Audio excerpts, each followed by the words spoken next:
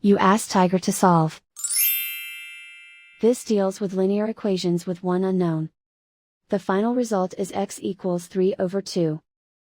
Let's solve it step by step. Group all x terms on the left side of the equation.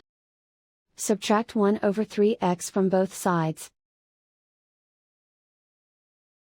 Group like terms. Group the coefficients. Convert the integer into a fraction. Combine the fractions. Combine the numerators. Group like terms. Combine the fractions. Combine the numerators. Reduce the zero numerator. Simplify the arithmetic.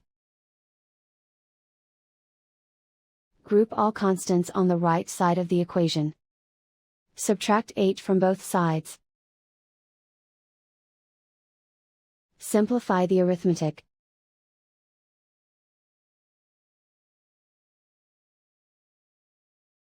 Isolate the x.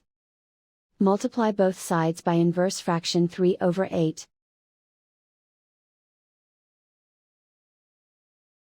Group like terms. Multiply the coefficients. Simplify the fraction.